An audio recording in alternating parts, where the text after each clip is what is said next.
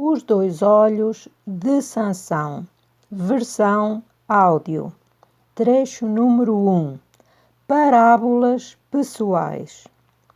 O apóstolo Paulo, segundo consta no livro dos Atos dos Apóstolos, foi por diversas vezes interrogado devido a acusações de que era alvo.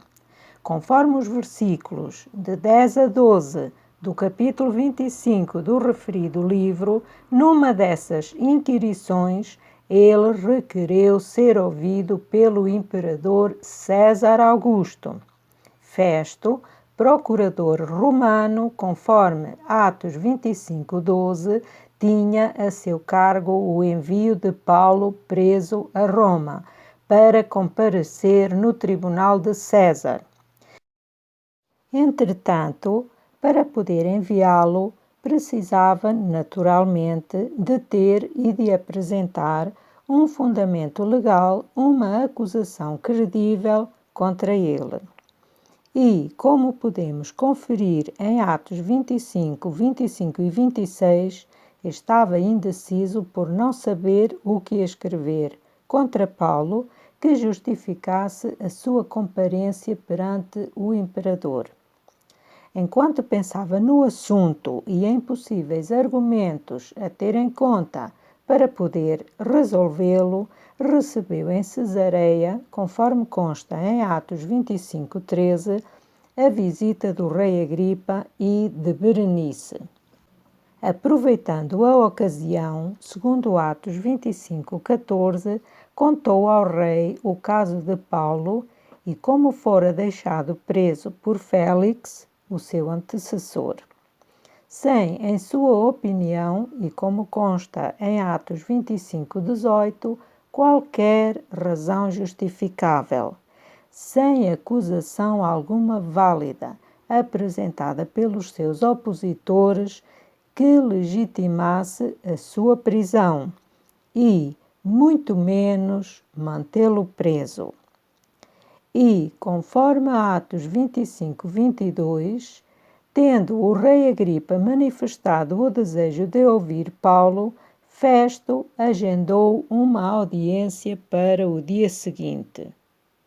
Chegado o momento, segundo Atos 25:23, compareceram no auditório, além, claro, de Festo, não apenas os convidados, Agripa e Berenice, mas também os convocados, os ilustres da cidade e, evidentemente, Paulo, o acusado.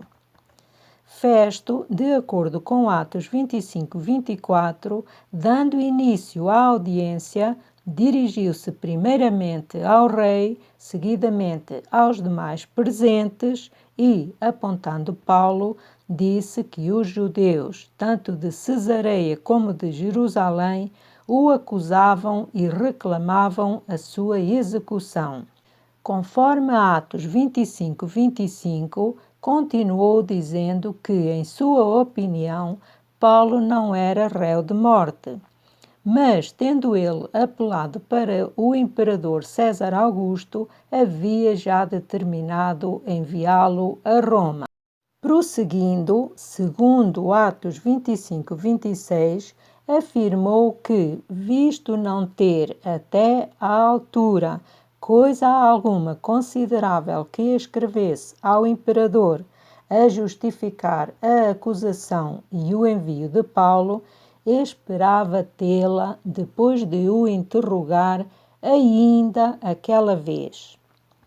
E como consta em Atos 25:27, concluiu dizendo que lhe parecia contra a razão enviar um preso sem apresentar as acusações de que era alvo. Festo tinha razão ao julgar irracional o envio de Paulo preso sem a necessária acusação devidamente fundamentada. A propósito, quantas vezes não pusemos já em questão a Bíblia, sem sequer a conhecermos, sem tampouco alguma vez a termos lido? Quantas vezes não julgamos a sua narrativa, sem a entendermos? Quantas vezes não tentamos já prender e manter presa a sua mensagem, sem termos apresentado razões que o pudessem justificar? Festo, conforme os conteúdos bíblicos referidos, quis fundamentar devidamente a acusação que deveria acompanhar Paulo até Roma, para ser ouvido pelo imperador, e, para ter condições de o fazer, interrogou-o até ter alguma coisa que escrever. No que me diz respeito, caro ou cara ouvinte, ter alguma coisa que escrever só foi possível porque interroguei o conteúdo da Bíblia durante várias décadas.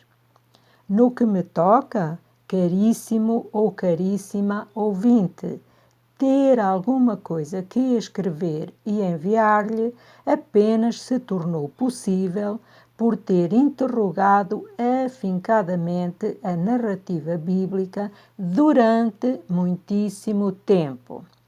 E o que foi que, resultante dessa árdua inquirição, escrevi e aqui lhe envio? Comecei por escrever sobre Sansão.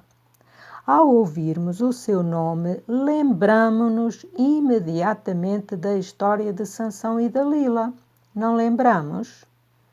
Pois é, quem ainda não ouviu falar dessa famosíssima história?